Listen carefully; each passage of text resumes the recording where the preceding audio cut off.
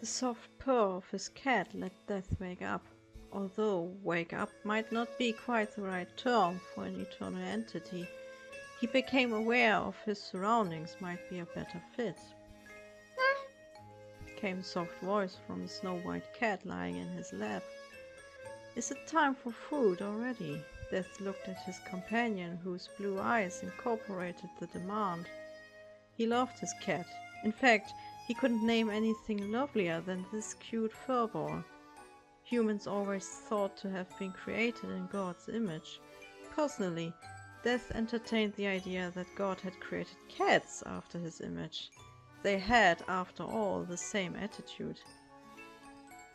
Even the house Death was living in he had created to meet his little friend's needs.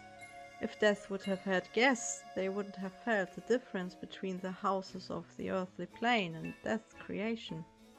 Only some small characteristics let one ponder on things, like the never-moving clocks or the different lengths of night and day dependent on what Death fancied at the moment. And of course his cat. Elegantly the cat jumped down when Death attempted to get up from his old rocking chair. Yet before he could follow to the kitchen, the Reaper felt the calling of a needy soul. "Just a moment, Lily," he called out before following the call, which had the sensation of an uncomfortable tingle in the stomach's area, something one might feel when encountering his murderer or a very deep canyon. A middle-aged man appeared in front of him. Behind the soul was the deceased body lying on the concrete in front of the car. The thought of why people who obviously couldn't drive still got a license crossed Death's mind. With the snap of his finger, the Reaper opened the portal to the afterlife. "Time to go, my friend," Death said with sympathy to the shocked man. "Are you Death?" the man uttered. "You certainly don't look like it." "What's wrong with my looks?" Death asked before following the dead man's fingers direction.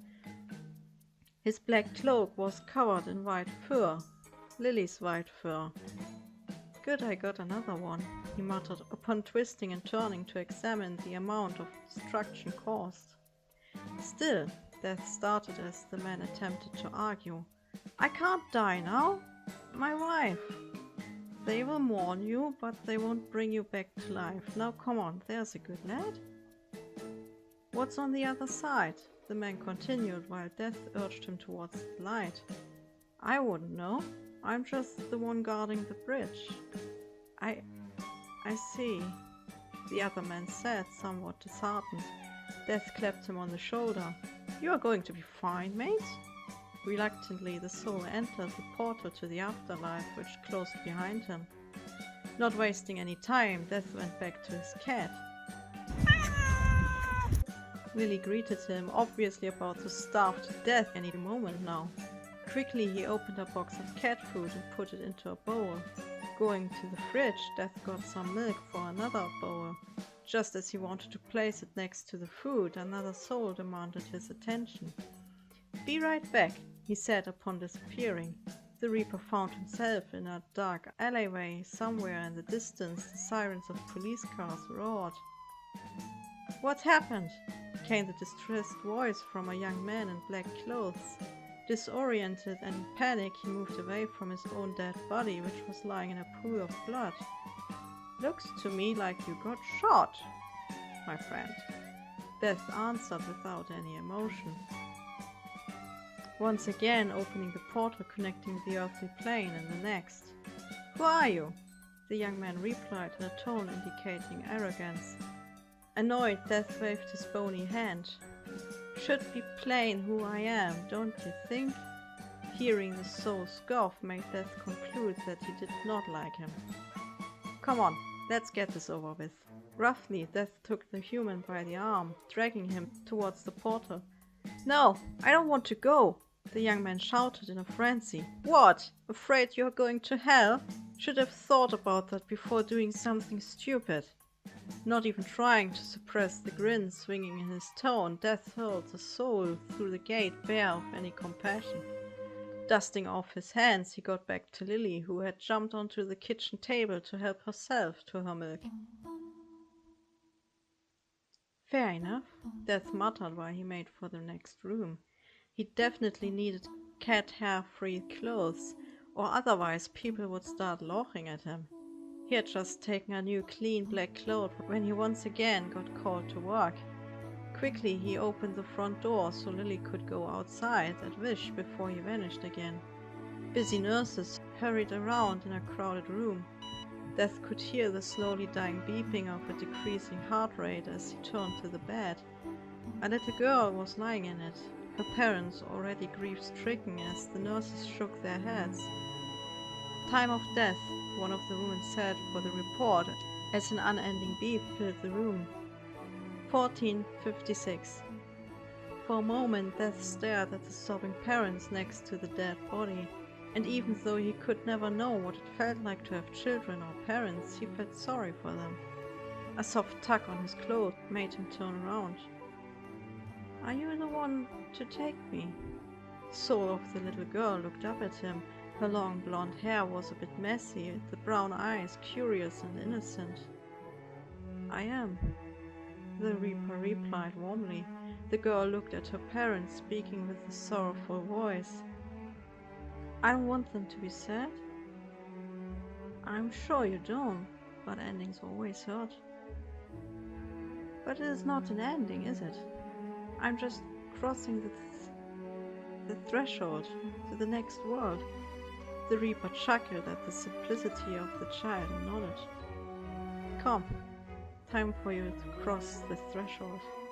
Waving with his hand, he opened the portal and took the girl by her own.